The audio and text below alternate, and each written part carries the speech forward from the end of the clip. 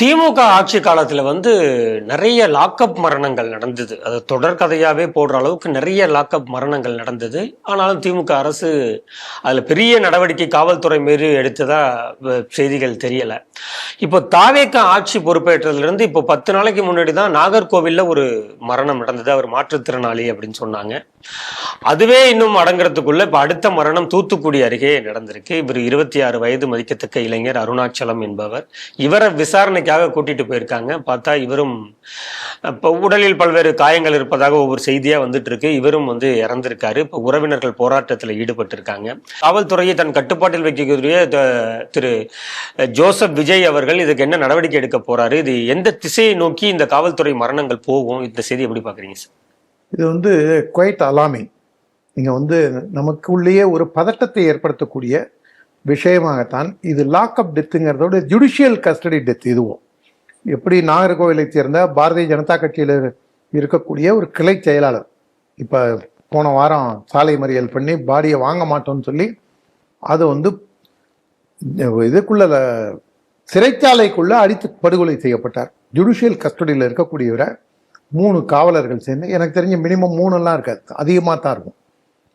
ஆனால் அதே இதில் திண்டுக்கல்ல சேர்ந்த ஒரு ஆள் 200 கிலோ குட்கா வச்சிருந்தான். அவனுக்கு அன்னைக்கு நைட்டே போன வாரம் அவனுக்கு ஸ்டேஷன் பெயில். ஒரே பிரச்சனை, இவன் 200 கிராம் குட்கா வச்சிருந்தான் அப்படின்னு தான் நாகர்கோவில்ல இந்த பிஜேபி கிளை தலைவர் மேலே இருக்கக்கூடிய வழக்கு. அவன் தான் வீடியோ எடுத்து வச்சிருந்தான், மாமூல் கொடுக்க மறுக்கிறான். அப்படிங்கிற காரணத்தினால அவனை காவல்துறை கைது செஞ்சு அவனை மெடிக்கல் செக்கப்லாம் பண்ணி அதுக்கப்புறம் தான் அவனை ரிமாண்ட் பண்ணுறாங்க ஜெயிலில்.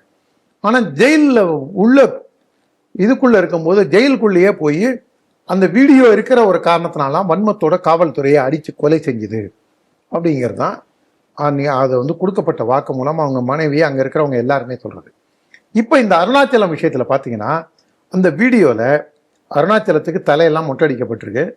நல்லா முகமூடியெல்லாம் மழுங்க சரைத்து கொட்டப்பட்டு இந்த இடத்துல அவருக்கு ஒரு பெரிய இது வச்சிருக்காங்க, பேண்டேஜ் எல்லாம் போட்டு அவர் திரும்பி நின்று பேசுறாரு. அதனால அவர் பேசுறதுக்கும் அந்த லிப் மூமெண்ட்டுக்கும் கரெக்டா இருக்கா, இல்லை ஐயோ கொள்றாங்களே மாதிரி டப்மாஷ் மாதிரி அதுக்கு ஏதாவது வாய்ப்பு கொடுத்துருக்காங்களா, அது நமக்கு தெரியல. அதனால நம்மளுக்கு இந்த ஆட்சி மேல நம்மளுக்கு விமர்சனங்கள் இருந்தாலும் நாம எடுத்தேங்க கவுத்தேன்னு சொல்லி நாம இந்த காவல்துறை தான் இதை பண்ணிடுச்சு அப்படின்னு சொல்றதுக்கு முன்னாடி இதுலயே இன்னும் சில விஷயங்கள். காவல்துறை ஒரு அறிக்கையும் கொடுத்துருக்கு. இன்னைக்கு இவர் 16ஆம் தேதி இந்த அருணாச்சலத்தை கைது செய்கிறாங்க. அருணாச்சலத்தை கைது செஞ்சு மேஜிஸ்ட்ரேட்டை கொண்டு போய் இது பண்றதுக்கு முன்னாடி மெடிக்கல் செக்அப் எடுக்கிறாங்க, மெடிக்கல் ஃபிட்னஸும் வாங்குறாங்க. மேஜிஸ்ட்ரேட்டும் ரிமாண்டு கொடுக்குறாரு. ரிமாண்டு கொடுத்தோடனே எதுக்காக அவரை ஸ்டேஷன் லாக்அப்ல கொண்டு வைக்கிறாங்கன்னு தெரியல. ஸ்டேஷன் லாக்அப்ல வரும்போது நல்லா சாதாரணமாக தான் எல்லாத்தையும் சகஜமாக சிரிச்சு பேசினாரு. அவங்க அம்மா வெளியில இருந்தாங்க. பிற கைதிகள்கிட்ட சிரிச்சு பேசினவர் நின்றுட்டே இருந்தவர் திடீர்னு மயக்கம் போட்டு விழுந்துட்டாரு. அதுக்கப்புறம் நாங்கள் அவருக்கு ட்ரீட்மெண்ட் கொடுத்தோம், அப்புறம் தான் அவர் இறந்து போயிட்டாரு. இதெல்லாம் போலீஸ் ஸ்டேஷனோட சிசிடிவி ஃபுட்டேஜில் இதெல்லாம் ரெக்கார்ட் ஆயிருக்குங்கிறாங்க. நீ போய் மேஜிஸ்ட்ரேட்டை சரண்டர் பண்ணி அவர்கிட்ட நீ ரிமாண்டுக்கு வாங்கிட்டேன்னா அதுக்கப்புறம் நீ அவனை கொண்டு போய் அந்த அக்யூசரை நீ ஜெயிலில் தான் ப்ரொடியூஸ் பண்ணவே தவிர அவனையே ஸ்டேஷன் லாக்அப்க்கு கொண்டு வந்த. ஸ்டேஷன் லாக்அப்ல என்ன வேலை? சரி, அப்போ ஒருவேளை நீ நான் இல்லைங்க, எனக்கு நான் ஜெயிலில் கொண்டு போய் வைக்க முடியல, இடம் இல்லை ஜெயிலர் இல்லை, அங்கே ஜெயில பூட்டிட்டாங்க, நீ ஏதோ ஒரு காரணம் சொல்ற. அந்த என்ன காரணமா இருந்தாலும் நம்ம ஏற்றுப்போம். நீ அவனை ரிமாண்டுக்கு இவனை கன்விக்டை அக்யூசரை நீ யார் யாரோ இருக்கிற, எதுக்காக அவன் யார் யாரோ இருக்கக்கூடிய ஒரு இதில் கொண்டு ஏன் வைக்கிற, ஸ்டேஷன்ல இருக்கக்கூடிய லாக்அப்ல ஏன் கொண்டு வைக்கிறேன்?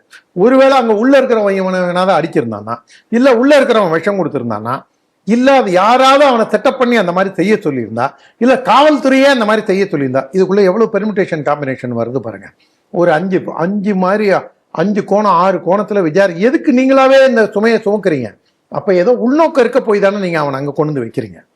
அதனால இது உண்மையிலேயே காவல்துறை சொல்றத ஏற்றுக்கொள்ள முடியுமா அப்படின்னா ரொம்ப கஷ்டம். ஏன்னா அந்த சிவகங்கை பக்கத்துல ஒருத்தனை அடிச்சு கொண்டாங்களா, அஜித்குமார் திருபுவனத்துல அடிச்சு கொண்டாங்க. அந்த 15 செகண்ட் ஒருத்தன் இந்த ஜன்னல் வழியா வீடியோ எடுத்ததுனால அவன் ஃபிட்ஸ் செத்தான், இழுப்புல அதெல்லாம் செத்தான் அப்படின்னு சொல்ல முடியாம அந்த 15 செகண்ட் வீடியோ தான் லாக்அப் டெத்துங்கிறத போன திமுக ஆட்சியில் நிலைநிறுத்துச்சு.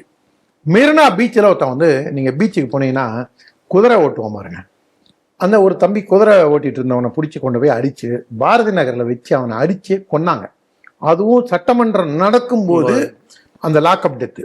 நீங்கள் சாதாரணமாக சட்டமன்றம் நடக்கும்போது இந்த மாதிரி லாக்அப் டெத்துலாம் இல்லாமல் பார்த்துக்கணுங்கிறது தான் காவல்துறை ரொம்ப எச்சரிக்கையாக இருக்கும். நீங்கள் அதனால தான் சிதம்பரம் பத்மினியிலேருந்து ஊர்பட்ட விஷயங்கள் வந்து கடந்த காலங்களில் லாக்அப் டெத்து தொடர்ந்து நடந்தபடியே இருந்துட்டு இருந்திருக்கு. திராவிட முன்னேற்ற கழக ஆட்சியிலையும் கிட்டத்தட்ட 30க்கும் மேற்பட்ட லாக்அப் டெத்து.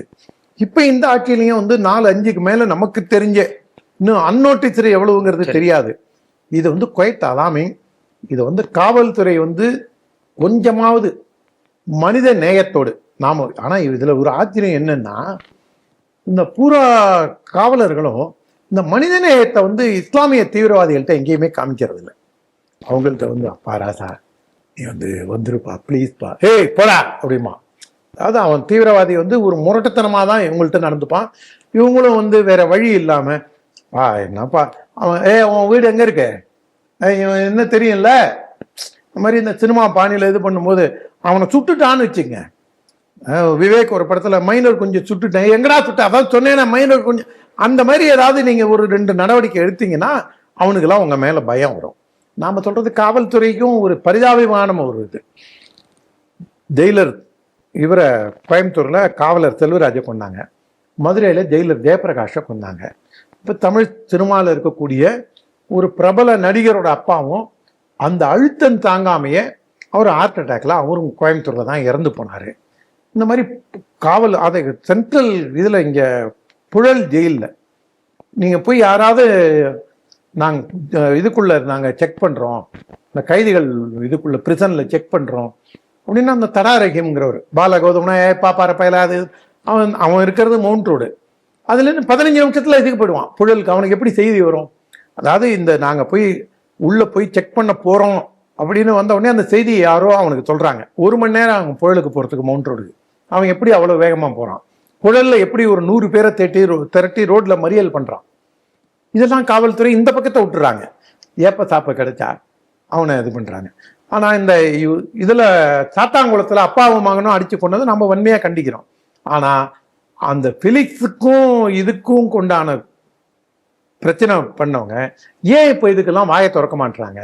இதுவும் அதே தூத்துக்குடி மாவட்டம் தானே. அப்போ பேர் பாருங்க, இவன் பேர் அருணாச்சலம், அவன் பேர் பிலிக்ஸு, ஜெரால்டோ பிலிக்ஸ் ஒரு பேர்.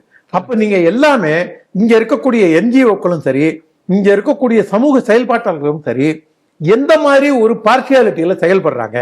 அவன் ஆதிக்குடியாக இருந்தால், இந்த மண்ணின் பூர்வக்குடியாக தமிழனாக இந்துவாக இருந்தால் அவனை அடித்து கொல்லும் போது யாருமே எதுவுமே கேட்க மாட்டாங்க. அதே அவன் பேர் வந்து வேற பேரா இருந்ததுன்னு வச்சுங்க, அதை உடனே எல்லாரும் திரண்டு வந்து இதுக்கு நியாயம் கேட்போம் அப்படின்னு அதுக்கு கமிஷனாம அதுக்கு அவனுக்கு தேவையான நிவாரணத்தை கொடு. நான் அதுவும் தப்புங்கிறேன், இதுவும் தப்புங்கிறேன். ஆனா நீங்க என்ன சொல்றீங்க? காந்தி ஆசிரமத்து குரங்கா மாதிரி அருணாச்சலம், நம்ம நார்கோல் தம்பிகள்லாம் இவங்கெல்லாம் காந்தி ஆசிரமத்து குரங்கா மாறிடுறாங்க. நாம அதுக்கும் நம்ம நியாயத்தை பேசுறோம். தமிழக அரசியல் இப்படிதான் இருக்கு. குறைந்தபட்சம் ஜோசப் விஜய் அவர்கள் இதை போன்ற விஷயங்களுக்கு அவர் கவனம் கொடுக்க வேண்டும்.